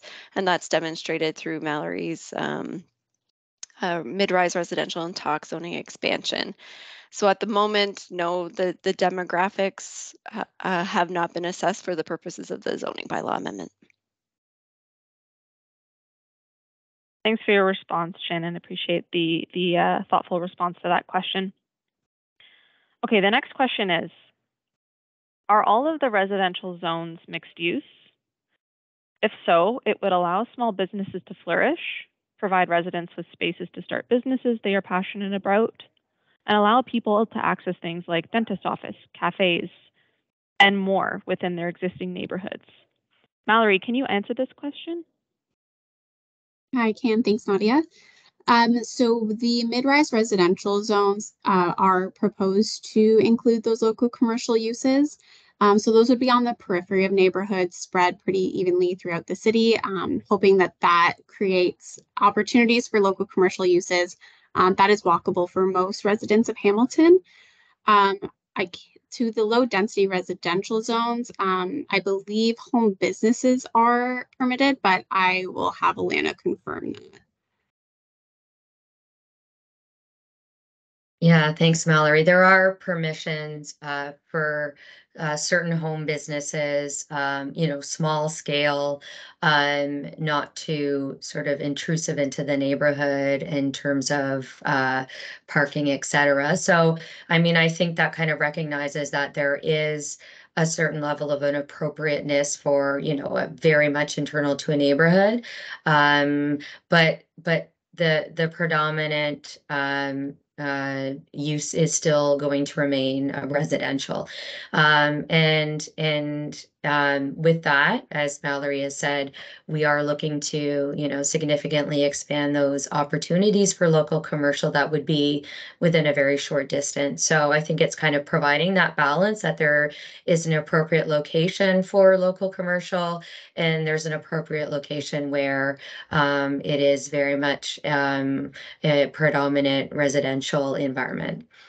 And I'd just like to add that through the city's previous commercial and mixed-use zoning exercise, neighborhood and community commercial uses were added to the zoning bylaw and already acknowledged within neighborhoods. So there is already an element of acknowledging that local context needs services that need to be permitted through the zoning bylaw. So in combination with all of the residential work that we're doing and the work that's already been done through the commercial and mixed use zoning, we're hoping that we have contributed enough opportunity within the neighborhoods to provide those local services. Thanks very much to Mallory and Alana for responding to that question, and Shannon for the additional context. It's much appreciated, and a great question from our participants as well about mixed use opportunities in our residential neighborhoods. Moving on to our next question. This next question is about compatibility in neighborhoods. What are the requirements for, or how do new developments fit in with existing houses, and how has this been determined by the city?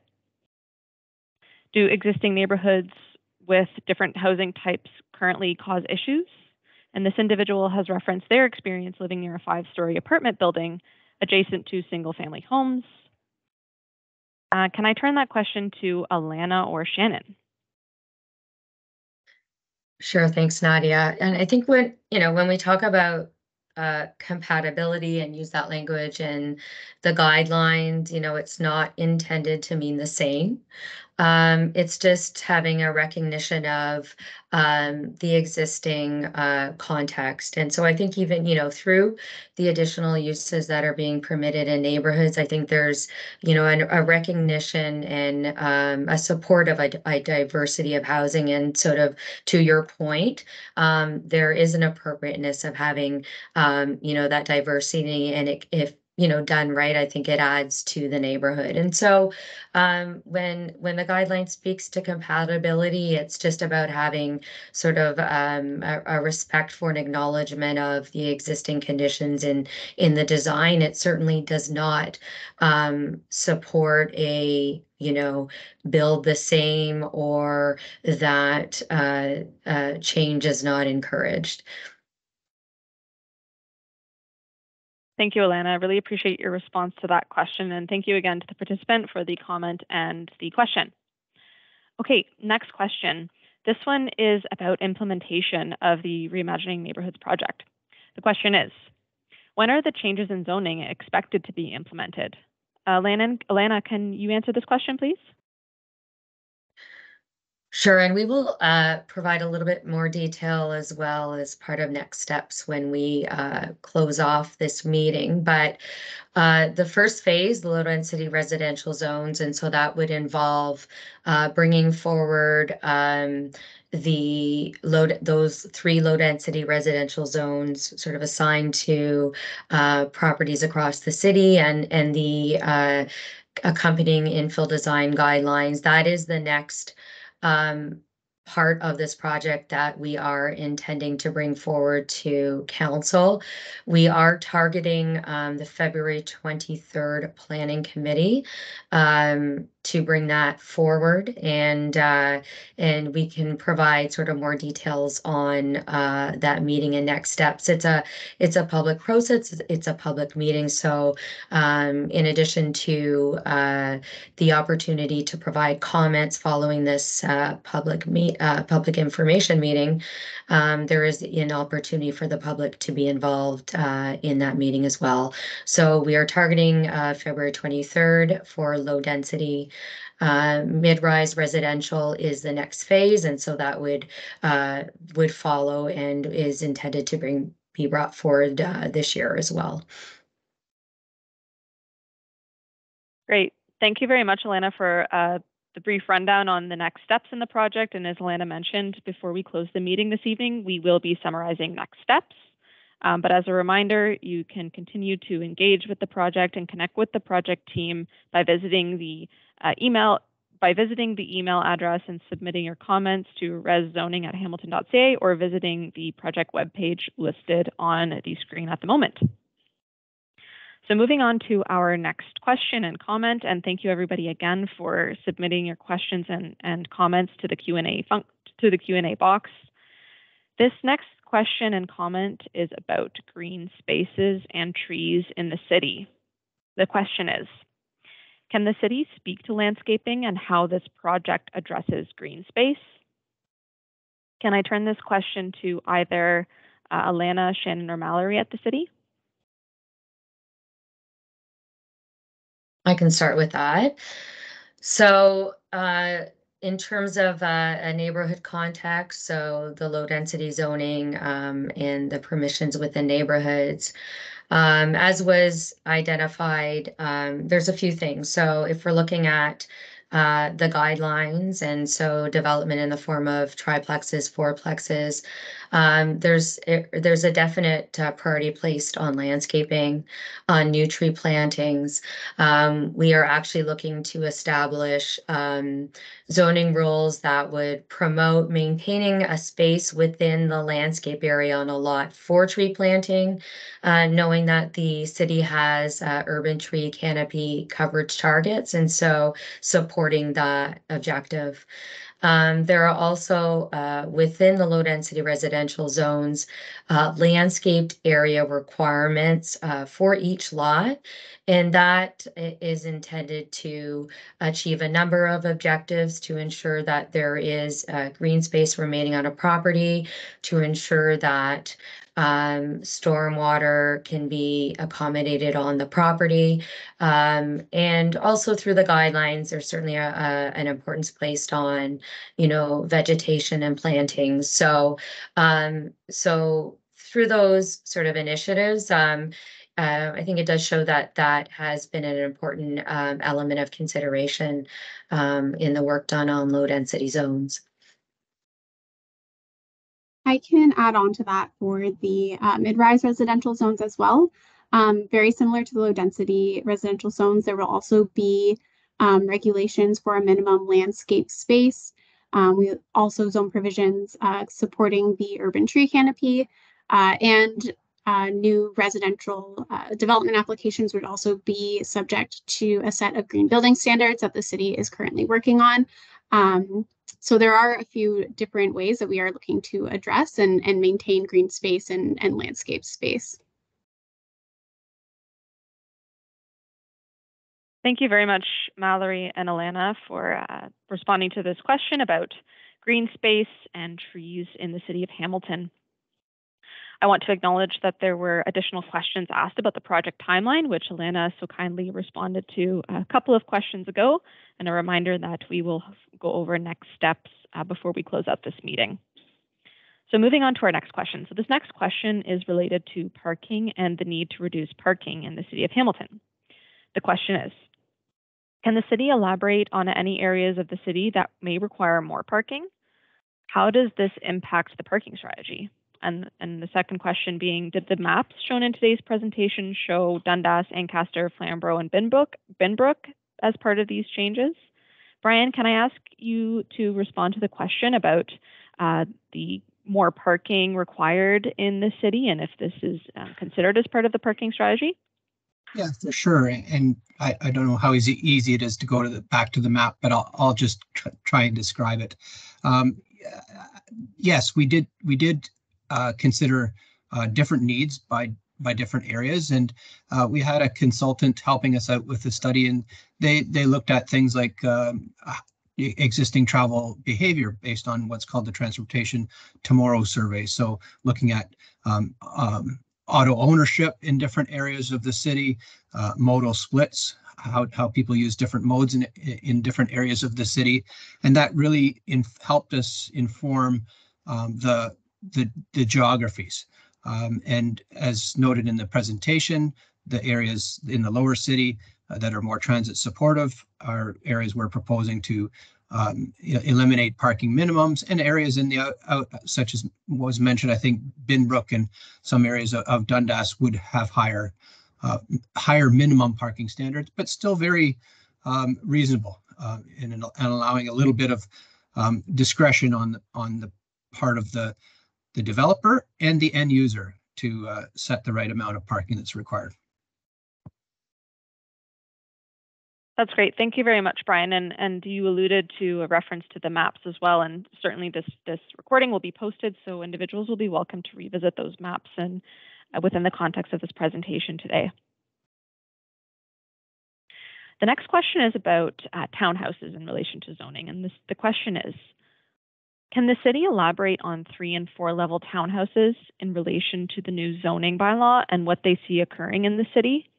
Alana, can I throw this question your way for a response?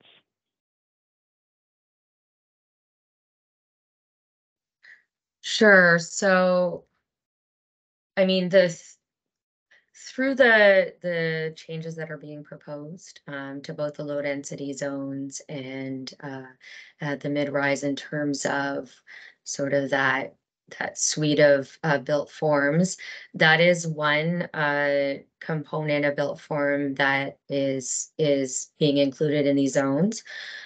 So various forms of townhouses, whether they are more of a traditional like street townhouse or stacked townhouses. Again, it's recognized that there's that different forms of housing sort of are suitable for and respond to the needs of different people. And so I think the effort here through these zoning initiatives is to expand the opportunities so that there is the opportunity to provide different forms of housing that sort of reflect the different needs of the community.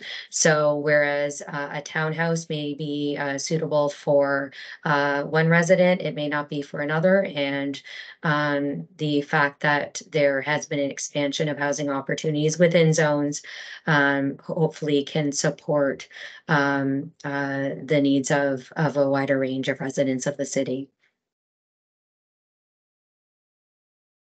That's great. Thank you very much, Alana, for responding to that question. I really appreciate it, and appreciate your response as well on the different housing forms that respond to different needs in the City of Hamilton's community. Okay, moving on to our next set of questions and comments. There's a comment related to land use compatibility between residential uses and non-residential uses in Hamilton. For example, industrial and commercial uses in the lower city. Can the city explain the relationship between these uses and other zoning bylaws that speak to this topic?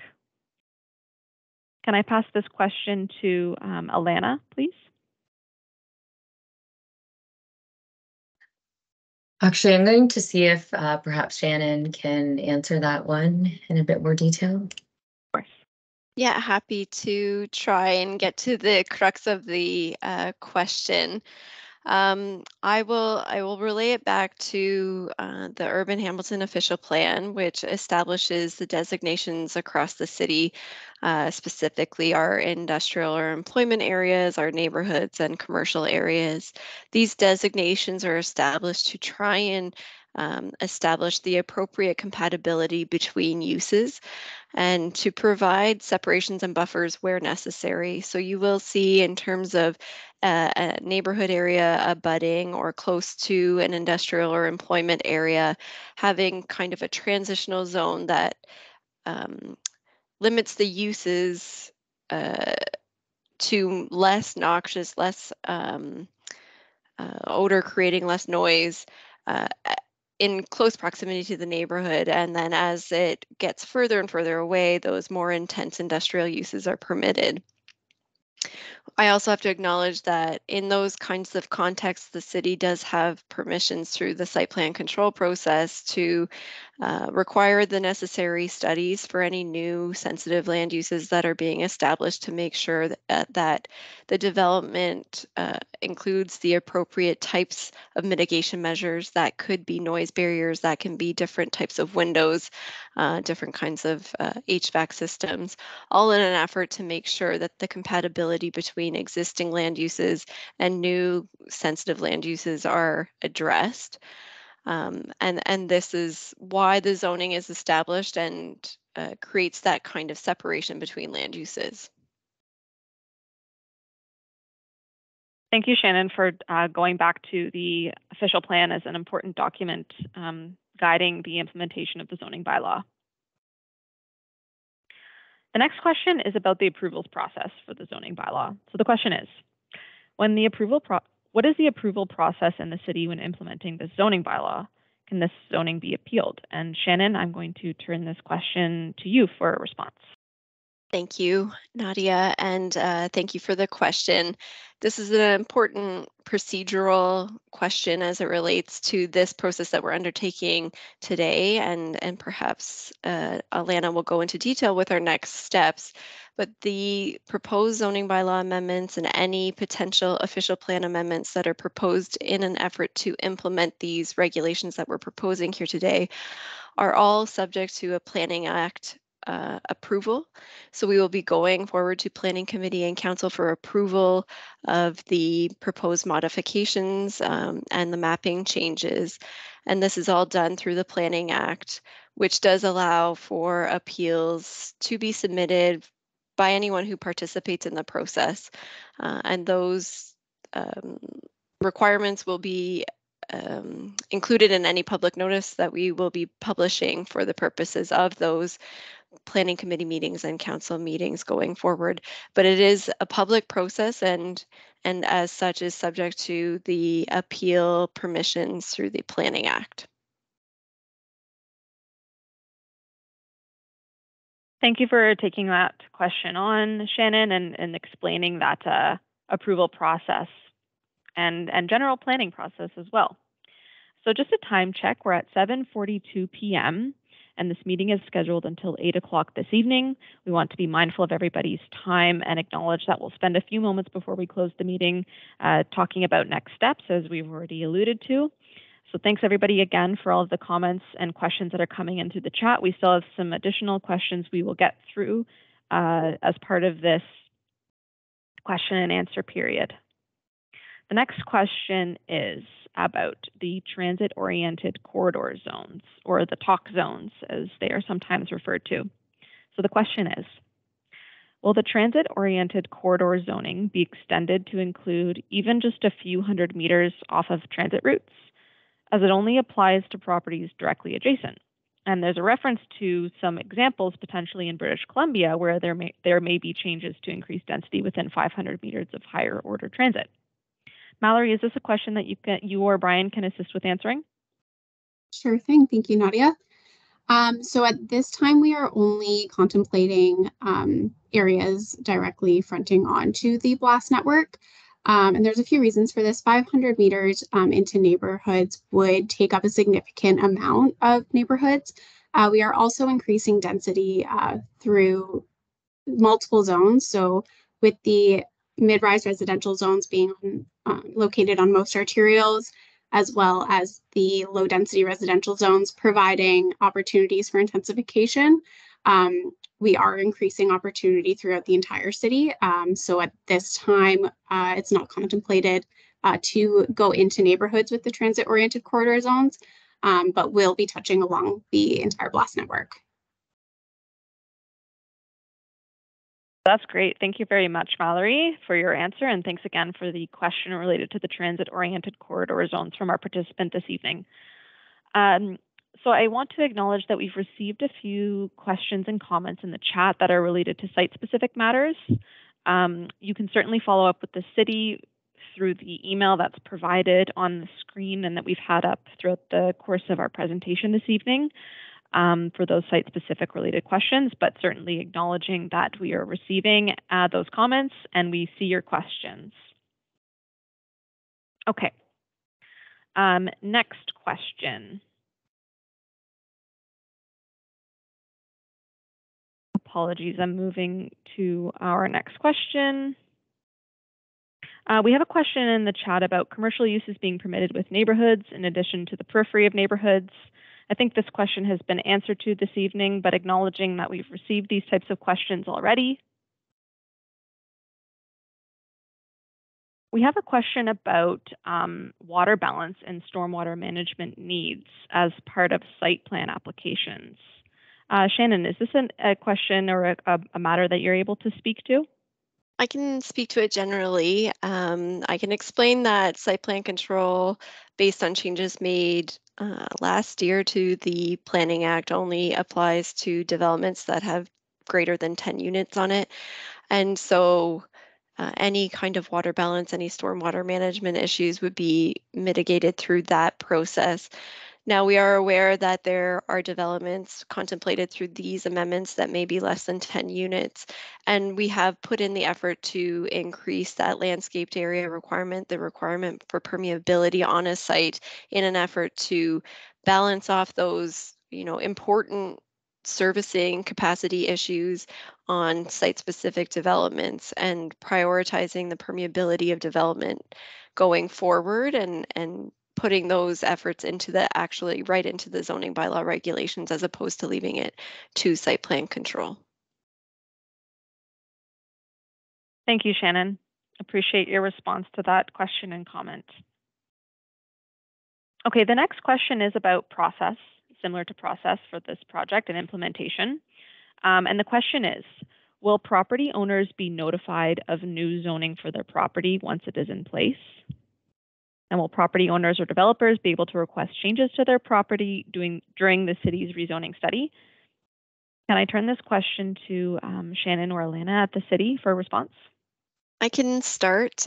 We are thankfully in the consultation period for these projects, the low density residential zoning moving maybe a little bit faster than the mid-rise residential zoning. And so, this is the opportunity for public consultation and submission to that email that's up on the screen now.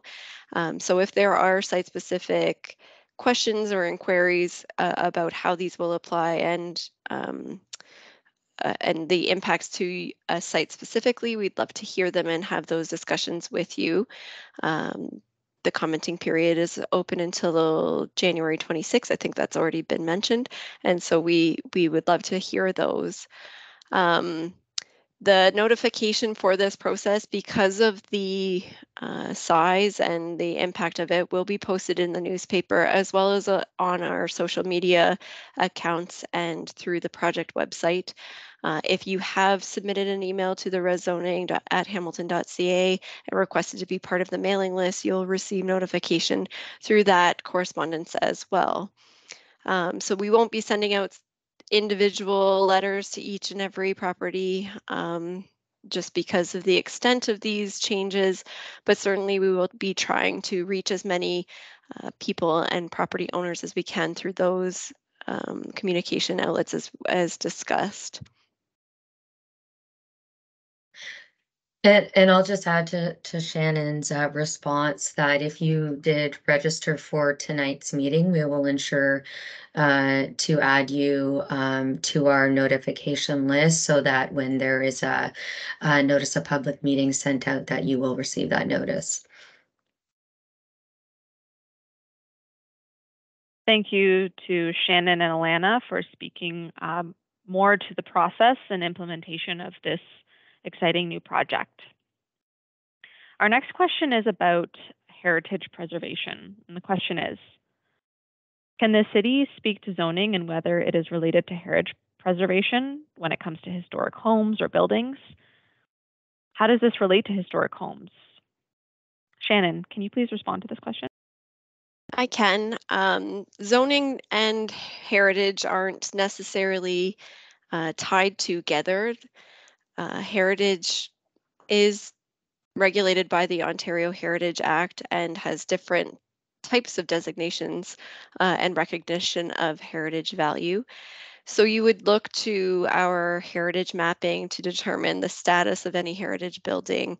And so the the permissions of the zoning bylaw are applicable, as well as any Ontario Heritage Act regulations or designations. And so they work together, not one superseding the other. For instance, if you do have a heritage designated property and you are looking to make changes to that property, it would need to be in accordance with the applicable zoning regulations, and it may require a heritage permit under the designation process. So it's that those two documents work together in any kind of development scenario. Great. Thank you, Shannon, for speaking to the relationship between the zoning bylaw and heritage preservation.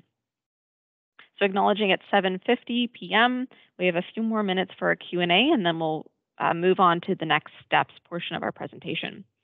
So one of the last questions that we'll address this evening, and then of course acknowledging that any other questions that are received through the Q&A or following this evening's meeting will of course be recorded. The question is the city working with other groups internally on this project? One example that has been mentioned in the Q&A is the Office of Climate Change and Mitigation. Can I ask this question of Shannon? Certainly, yes. All of our projects work together with our partners across the city, and specifically the Office of Climate Change and Mitigation. We have incorporated their staff in the review of these projects, and some internal working groups and workshops. We, the city, have a technical advisory committee that has representatives from multiple divisions across the city in different areas of expertise to enable that contribution to the overall project. Great. Thank you, Shannon, for speaking to the collaboration that's been happening internally to, as you said, enable the evolution and the creation of this new set of zoning standards. Okay, so there are a few questions coming in the Q&A related to permitted uses within the new residential zones. Can the city speak to retirement homes versus townhomes that are 4 to 5 stories and where these types of uses are permitted? Can I turn this question to Alana?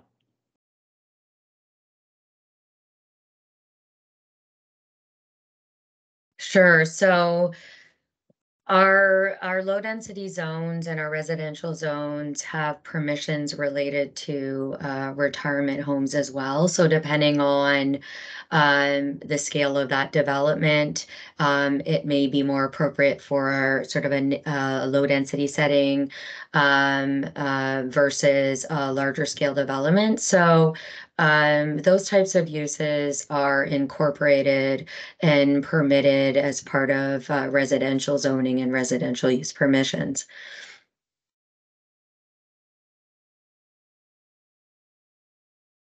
Great. Thank you, Alana. Looking at some of the last questions that have come in, we're also closely approaching 7:55 p.m. And at this point, we may want to consider moving on to the next steps portion of our presentation. It looks like the Q&A has died down a little bit, but we certainly have been taking note of all of the questions and responses that have been coming in through the chat. We also see some comments around engagement and participation, and we appreciate everybody's feedback that's been received thus far this evening.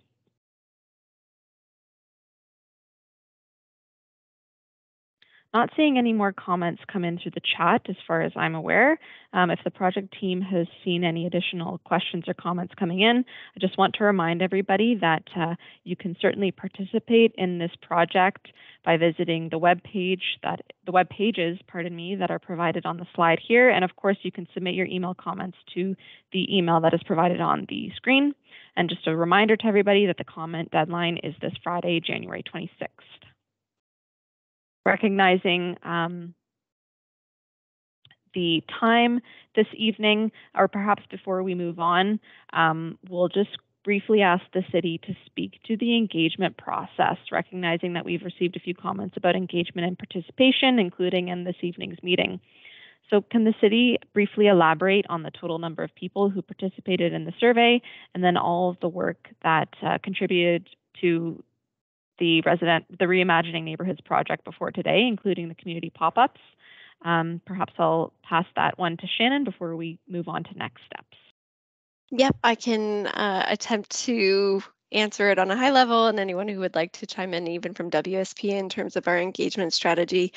It is acknowledged that the residential zones component of our zoning bylaw is the most difficult to communicate across the city. It is such a wide-reaching and very impactful process that will impact all of the residents across the city.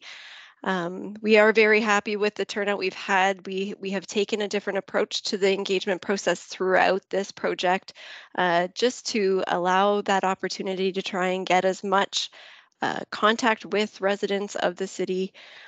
We have done pop-up events and, been out at public events, just trying to give information and spread information about the project website, and the launching of that information, and done a social media reach out that I think has been very successful in reaching a number of populations we wouldn't normally have gotten to with our typical maybe newspaper ad that we've done in the past.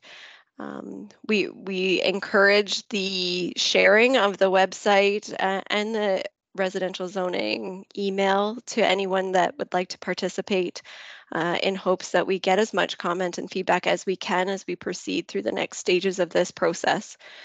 If WSP would like to add anything on this engagement plan, that would be wonderful. Certainly, yes. Christine Furtado here.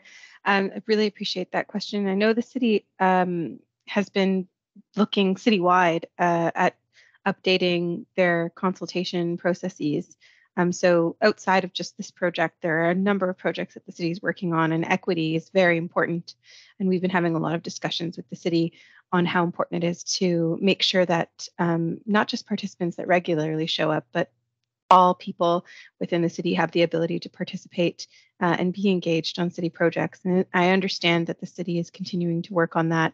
And I think that to keep a lookout on whatever the city comes out with as they work on that procedure and process moving forward.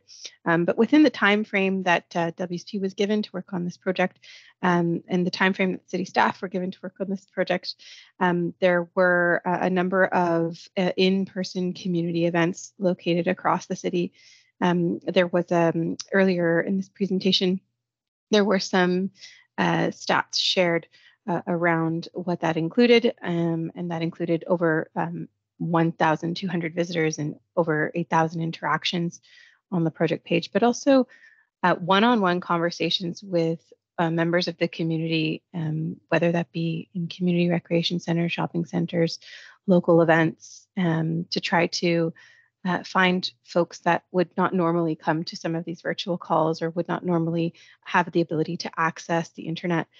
So over 110 conversations were had, and that was not consultant-led, that was city staff-led, and we just advised the city on some strategies there. So that was done last year in support of everything, and we're just culminating today on recapping all of that today here. And as Shannon indicated, there's more opportunities to participate, and please, we welcome feedback. If there are ideas that you might have, if there are organizations or community groups that would be interested in this topic, please send that information to the city so we know who to reach out to and we can do our due diligence. So I really appreciate that. Thank you so much. Thanks so much, everybody, for your thoughtful and engaged participation in the question and answer period. And thank you, Christine, for providing some additional context about the consultation that has been undertaken to date on this project. Being respectful of everybody's time, I'm going to pass it off to Alana for some closing remarks and next steps. Thank you. Thank you, Nadia. So a number of these things have been mentioned, and I'll just sort of wrap it all up together and to summarize. So this is our second of two public information meetings. And as has been said, we will be providing a recording of this meeting. So that includes the presentation and the Q&A on our Engage project page after this meeting. And that also will include the recording of that first meeting and Q&A session as well. So next step for us is to take the feedback received. And so again, please provide any comments, additional comments you have to that project email. So we'll be taking the feedback we received to finalize that work on the low density residential zones. As I mentioned, as with that being the next stage and next step forward, we are targeting that February 23rd planning committee date to bring that work forward to council. So that is a public meeting. And that means that the public can provide both written comment to planning committee or also participate in that meeting by registering to speak at that meeting. Everyone in attendance tonight who has participated in this meeting will provide notice of that planning committee meeting. And I'll just note that you'll also provide notice of the subsequent planning committee meeting at a future date when the mid-rise residential zoning work has been completed and is at the point when that is ready to be taken to council as well.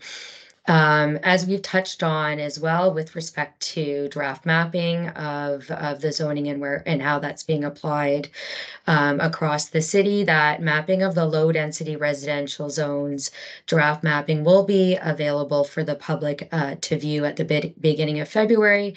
And again, that is via our Reimagining Neighborhoods Engage page. So that is our next steps from here on out. Again, we do encourage comments to be provided up to that deadline of January 26th. And we very much appreciate your participation in tonight's meeting. So I'm going to toss it back to WSP for some closing remarks. Thank you. Thank you, Alana, for highlighting those important next steps. And just to close off the meeting, we'll add that thank you slide where we have the link to the parking review survey and the Reimagining Neighborhoods webpage, as well as the email address, which you are invited to submit comments and questions to the city at by Friday, January 26th. Thank you very much, everybody, for your time, attention, and your input this evening. It's very much appreciated, and we certainly welcome your comments and input following this meeting. Take care and have a wonderful night. Thank you very much for joining.